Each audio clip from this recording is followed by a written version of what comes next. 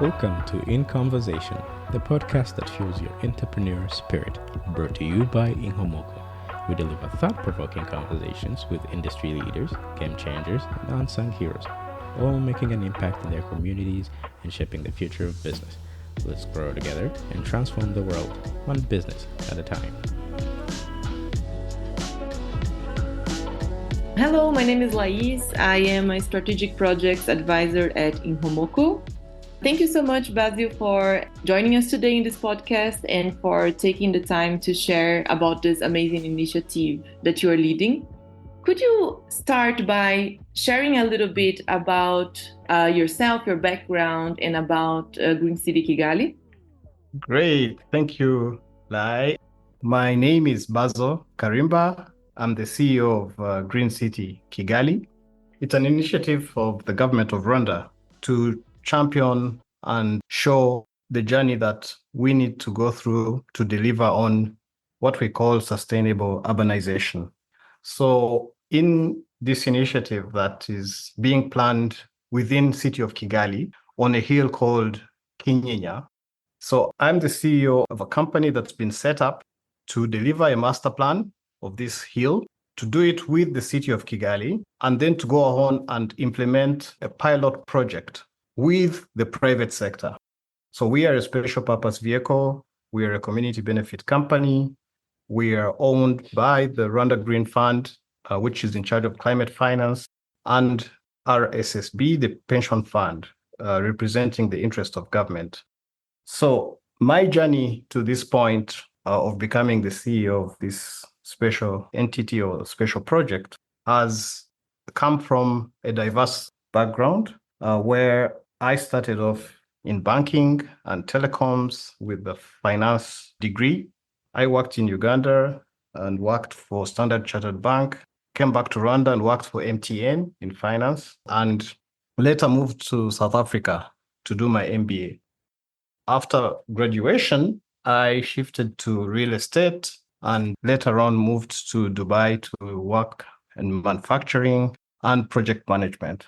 Over that journey, this has exposed me to this international context. And I was lucky enough to come back to Rwanda in 2018. And that really marked a turning point in my journey that brought me closer to addressing sustainable development projects. Because when I got back here, I was honored to work for a company that was delivering on landscape restoration projects for the city of Kigali and Rwanda Environment and Management Authority. One of the most significant projects I worked on was restoring Nyandungu Eco Park from a degraded wetland to an eco park, one of Kigali's largest public spaces. And this journey involved dealing with economic, social, and environmental questions, finding answers, trying to balance conservation of a wetland and its recreation goals. And this project was successfully delivered. And it's really what I can say is at the tail end, just before I took up this role. I would say that all through my journey in finance, project management, construction businesses, and then in sustainability angled work, all those skills have come together to enable me to work on Green City Kigali. Perfect. Yeah, that's very impressive. Thanks, Basil. Yeah, your background really seems to be a great fit for this project. So my first question to you is, Sub-Saharan Africa is undergoing rapid urbanization and actually outpacing all other continents. And our urban population is expected to reach 870 million by 2035. Unfortunately, we have African cities like Kigali that are actively embracing sustainability to address the environmental challenges associated with this urbanization. And Green City Kigali is listed as a pioneering concept responding to emerging global issues. What are some of these global issues that Green City is responding to and how? Urban populations are expected to grow massively in Sub-Saharan Africa. And in Rwanda, we have a bigger challenge because Rwanda is one of the most densely populated countries in the world. Our population is projected to hit almost 17 2.5 million by 2035, 22 million by 2050. And our own city, Kigali, with an urbanization rate of 4%, is one of the fastest growing cities in Africa. So if there is a place where solutions need to be sought, it's here in Rwanda. And the Green City Kigali is a model for sustainable urbanization, addressing several challenges. When we speak about rapid urbanization, what you see immediately is informal settlements, because the population is moving towards the city looking for jobs, and they come to cities without the means to survive in those cities. It's therefore imperative that settlements that can hold low-income households are well planned ahead. And the pressure is on in cities in Africa and in Rwanda here in particular, because almost 60% of Kigali residents live in informal housing. So it's an urgent challenge. So Green City Kigali, therefore, has been thought about on this Kenya Hill, that whereas existing mechanisms are in play to address this challenge of housing, there is a cautious effort to think about a solution that's well thought about and can be scaled when the answers come through. So Green City Kigali has been approved by the city. Its master plan has been approved and embedded into the city master plan. We've thought about delivering housing that's inclusive and affordable. We've thought about the climate change challenge, and all the solutions that we've deployed into the planning here are not present in other areas, but they project how cities are going to grow without leaving anyone behind. Our Green City Master Plan on Kenya Hill has created areas for accommodation, public transport opportunities, positioned public facilities for schools, employment opportunities, in order to have a community that's connected, compact, and livable. We are delivering a mixed community where low to medium income households can live and connect together. This is really interesting to see a project that is very complete and tackling such important problems for sure. And we saw that Green City Kigali is strengthened through partnerships. You mentioned already the Rwanda government and other institutions like the German Development Corporation, right, and Green Climate Fund. What roles have these partnerships played in the development and implementation of the city? Green City Kigali Company is going to deliver public and private partnerships that together will connect and deliver on such projects that are green and affordable.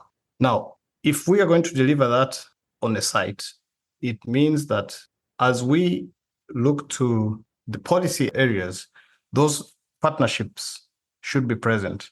So the partnership between the German government and the Rwandan government is so significant.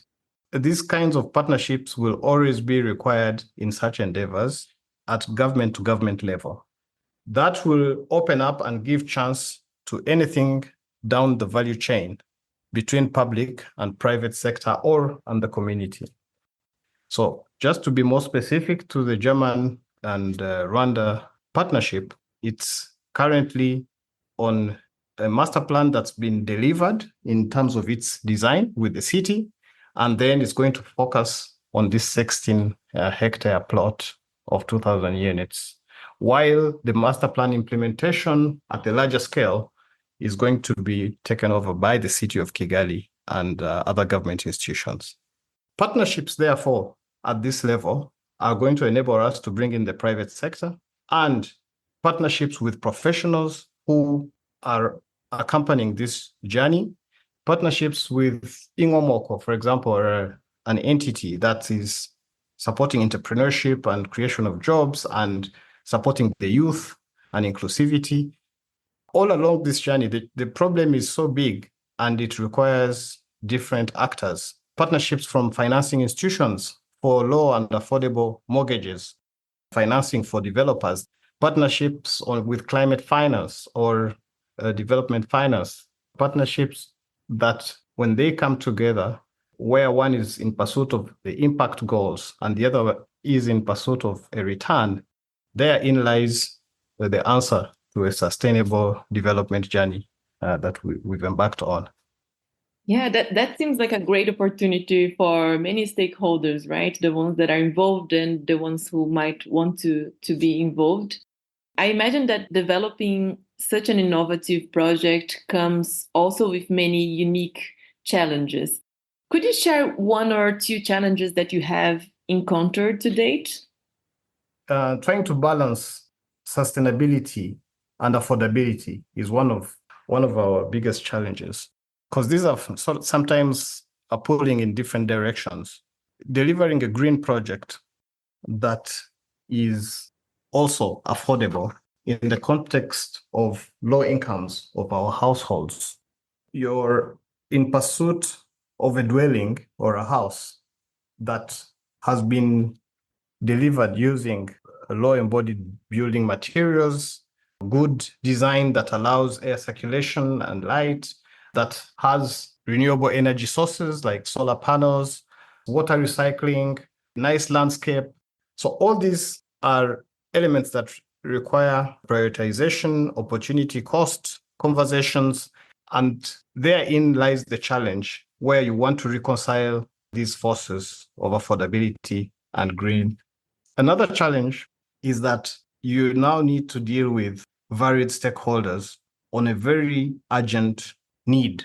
If 60% of our Kigalians are in informal housing and climate change is already at play, whenever there's a rainy season coming, you need to move people away from steep slopes so that they don't lose their lives from the runoff of water. There is a constraint of resources, but climate change is coming to exacerbate the situation when there is a disaster to deal with. So the pressure is on in terms of the need and therefore the acceptance of all these good ideas and the education that needs to come with that takes you in a realm where you need to balance conversations from stakeholders who are all also pulling from different directions. So a good coordination, good public engagement, and a very structured approach where you need to embed your effort in existing systems so that they're mainstreamed and you're also innovating at the same time is the kind of work that we're dealing with. Thank you, Basil. That seems like big challenges, very, very relevant. When you mention about connecting with the community, what kinds of economic opportunities do you think that the Green City Kigali will create for the local residents, particularly in green jobs and innovation sectors? So the Green City Kigali that we've planned, or the master plan, has 4 pillars to it. Pillar number 1 is being affordable and socially inclusive. Pillar number 2 is being climate smart. Number 3 is being resource efficient and circular economy and reuse of water and energy. Pillar number 4 is cultural sensitivity. Now, within those elements, employment is one of our key goals. So when we look at our effort and our urban planning, we've planned areas for commercial activity. There's a commercial hub.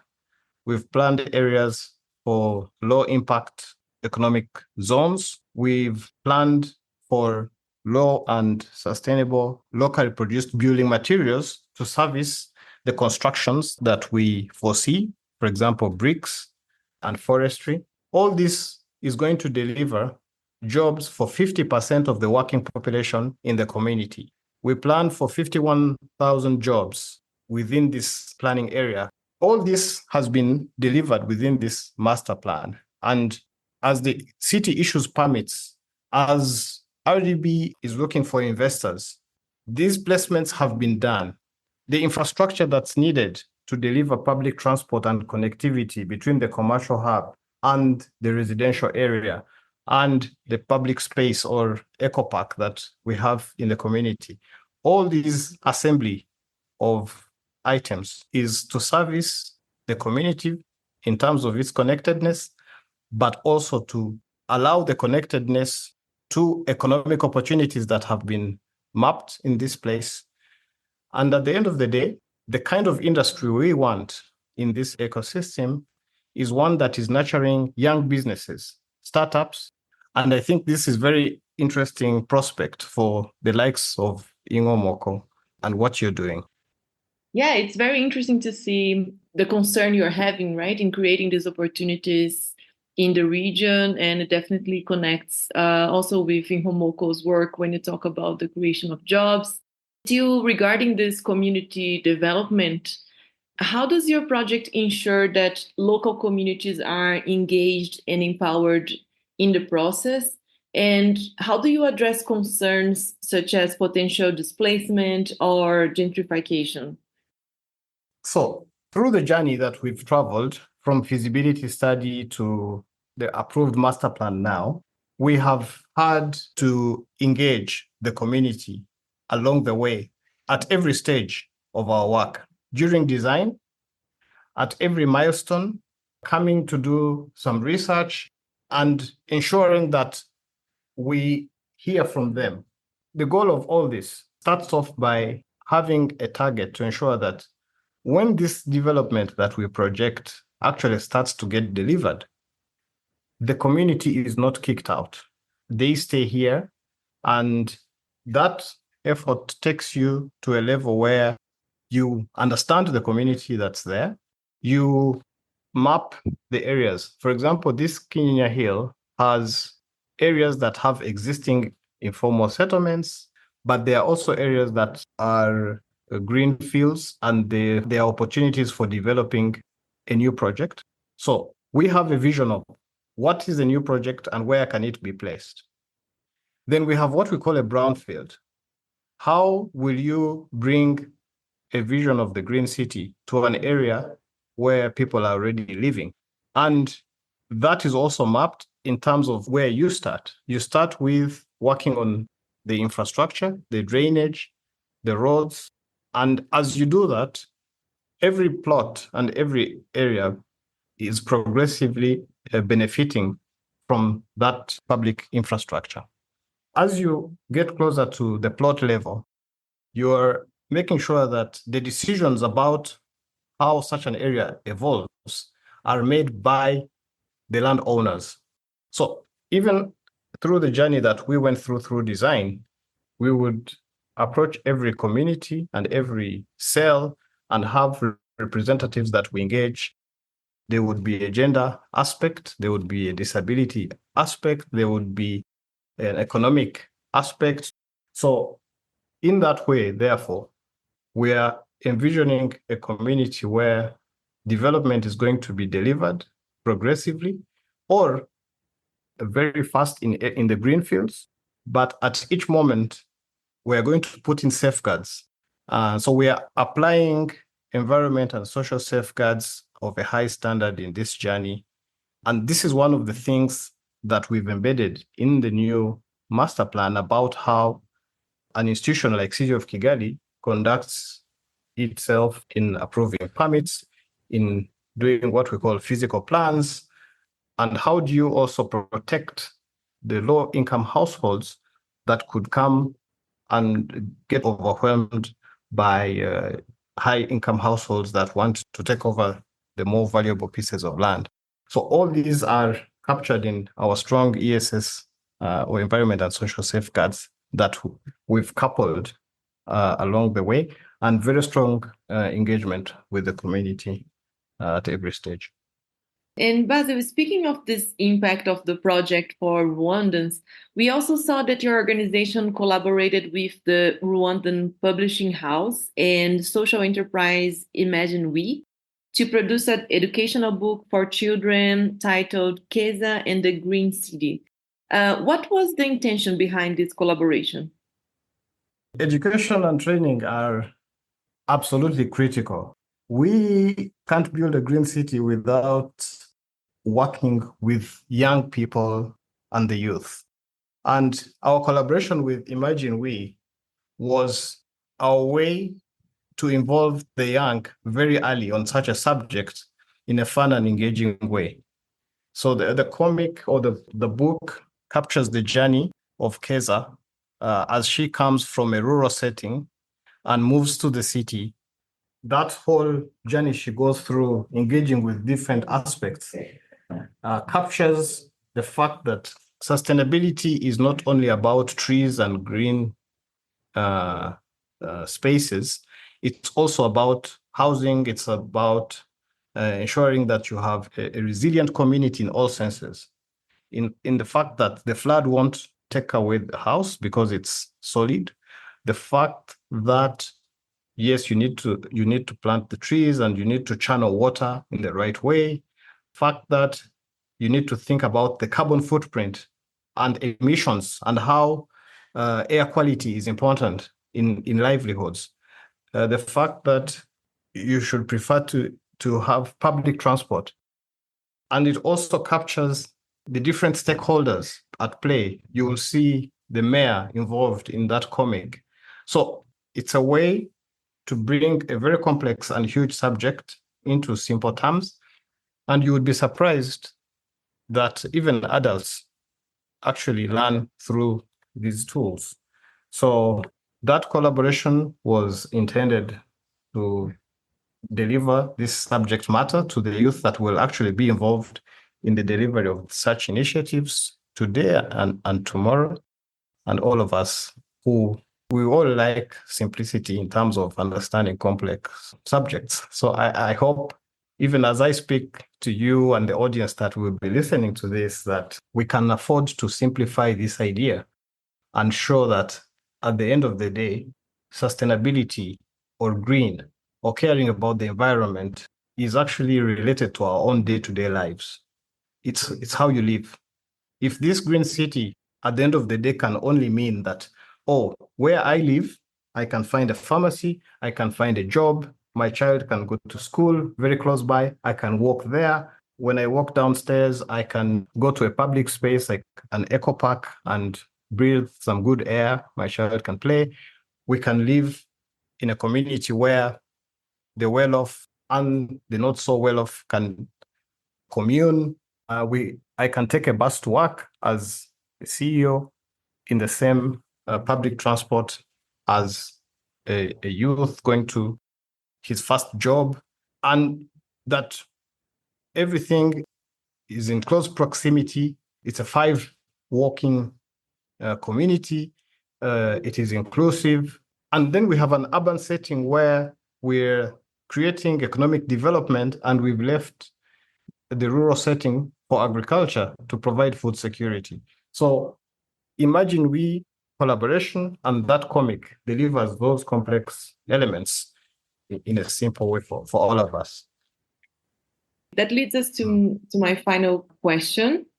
I would love to know your view. What do you see? How do you see Green City Kigali looking like in 10 years post completion? And what factors do you think will determine its scalability? So, Green City Kigali is going to accommodate 5% of Kigali residents, yet it only represents 1% of the land. 200,000 people, where 50% of that population is working and finding no reason to come out of that community unless they're going to pursue something out of their day-to-day needs.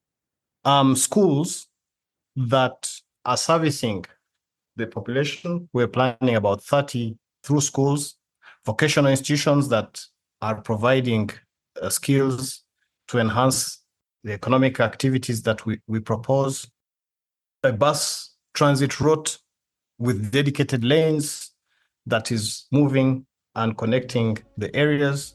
All in all, once this green city is built, it will be a model for sustainable urbanization, where the neighborhoods have an area that is channeling stormwater, yet at the same time, people can find it as an area for recreation. At the same time, you can do agriculture in those areas and provide food for that community, and there is a market to sell that food.